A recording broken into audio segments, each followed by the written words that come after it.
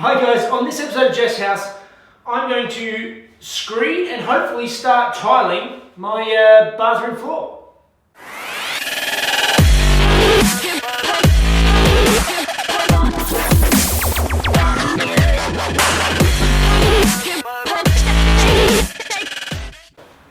Okay, so before I can actually start screeding and getting the levels right for my bathroom floor, I've got to work out my drainage. Now, so I have already installed and it's all waterproofed in my 100mm puddle flange. The issue I have is that I've got myself a 1200mm long strip drain, but the outlet is only about 50mm.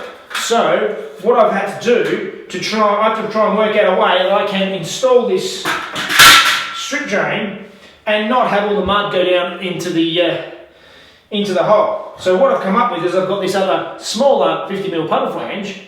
I'm going to trim it so that it can sit in the hole. I can mount my strip drain on top of that, and then I can start doing my falls away from here. So first thing I need to do is cut off one edge of the puddle flange.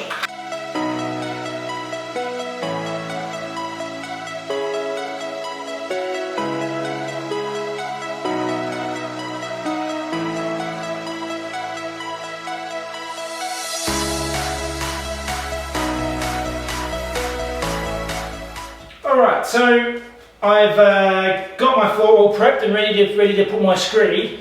I've done it a few different ways. I've never tried it this way. Some places recommend using some timbers that you cut in the right slope for your screed and put them in the diagonals so that you can screed to those lines and they can actually be your supports. Now, I've never tried this way before, but I thought, well look, I'll give it a go.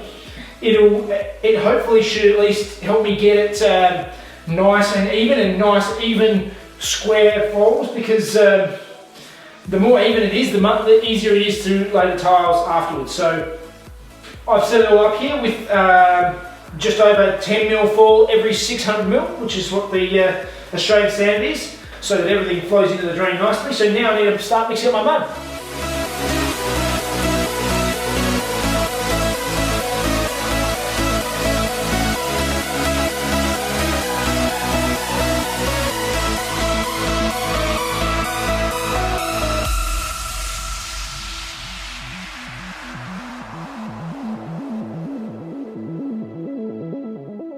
Alright, I've got this all laid out, and I think I always put too much water in with my cement. It looks fine in the when it's mixed up, but then when I start wiping over it, it's like gets this layer of water over the top. But I've got it pretty good. I've got my folds the way I want them with these sticks. So now, before it dries, I'm going to take them out, and then I can fill it in later.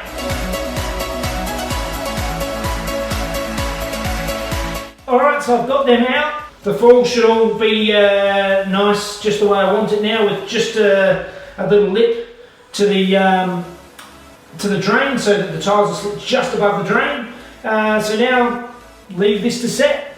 Okay, so I've left it a few days now, and the shower base has all set up. So now I need to come back and fill in all of my grooves, and I've also set up the floor of the bathroom with the right falls, and I just played around with chocks and to get the everything at the right height. So time to start pouring the floor.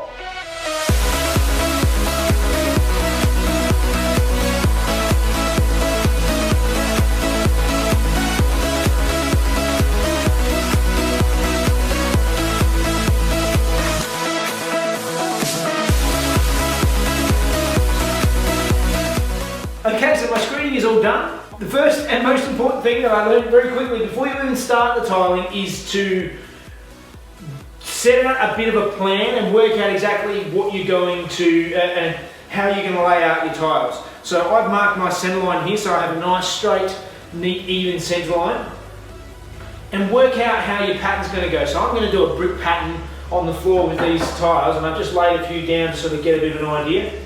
It's generally a good idea to try and not have a full tile at the walls, because invariably your walls are not perfectly straight, and yeah, then you end up getting gaps and bits and pieces. Because I have a 900 wide shower recess, I am going to have 3 tiles in the shower up to this edge and running off of this edge here. I've got enough room around those edges sort of to make it work, so I'll do that here, and then it's going to obviously have the mound where the entry of the shower will be, and then it'll drop back down into my shaft, my bathroom floor. I've also gone through and I've marked my diagonal cuts where my fall is going to go, and that will help guide me to cutting my tiles when I need to get the fall all right to my shower grate.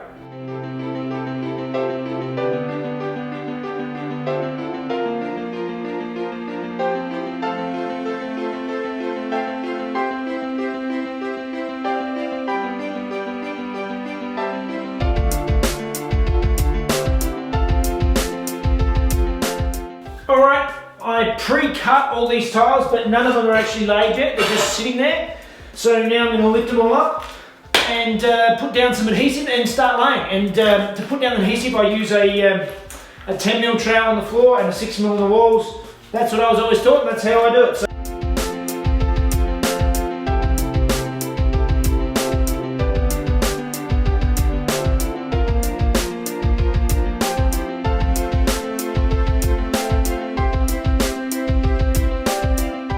okay, so these are all laid. The shower portion is all laid. All the falls are looking nice, and I'm really loving these lash clips. It's the first time I actually used lash clips in a tiling a floor, and yeah, they're great. So basically, you stick this little wedge piece underneath the tiles, and then you run this clip in between, and it pulls the tiles together and level, so it gets them level and even, and you get a nice flat, even surface. Now I need to move on to doing the rest of the floor. Okay, so we come to my next challenge, which is underfloor heating. Now I've never done this before, but basically from what I understand, I stick this stuff all down on the floor and then I run my tile adhesive over the top and tile over that. So that's why I've given just a tiny little bit of extra height when I laid this screed, just to give me a little bit more room for some tile adhesive. So let's start trying to lay this out and see if I can work it out.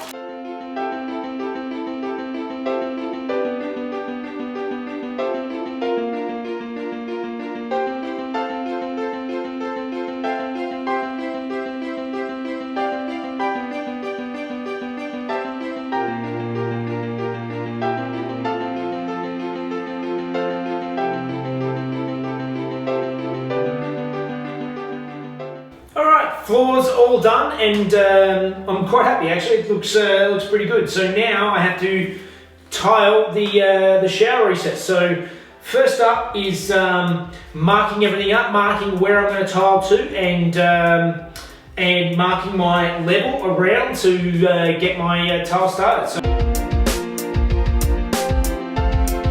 alright, I'm not sure if you can actually see that, but I've marked out my lines of where I wanted to go. These are the tiles I'm going along. I'm going a brick pattern with these subway type tiles, and one of the things to take into consideration is that it's much better to have more of a tile down the bottom. So there'll be one there and there'll be most of another tile down there.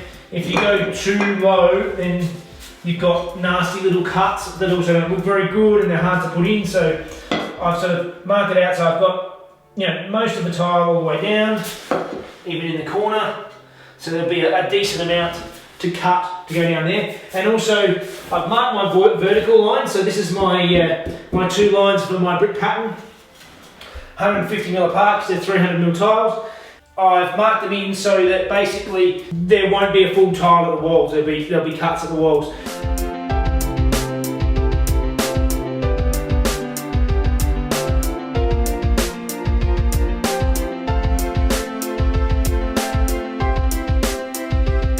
I need to tile in these boxes next. And these boxes are going to get done with a mosaic, so let's start tiling mosaics.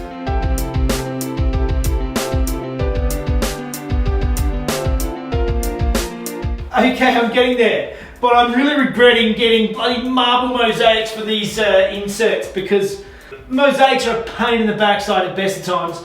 But these are thick and they're marble, so they're brittle and they're falling apart. It's driving me nuts trying to get each bit perfect and then trimming out little tiny pieces because they're all triangles and the whole thing is a pain.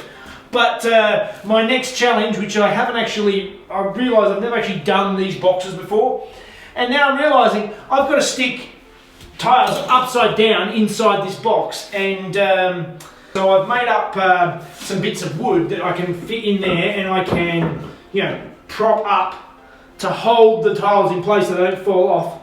It's going to be fun, so let's have a go at that.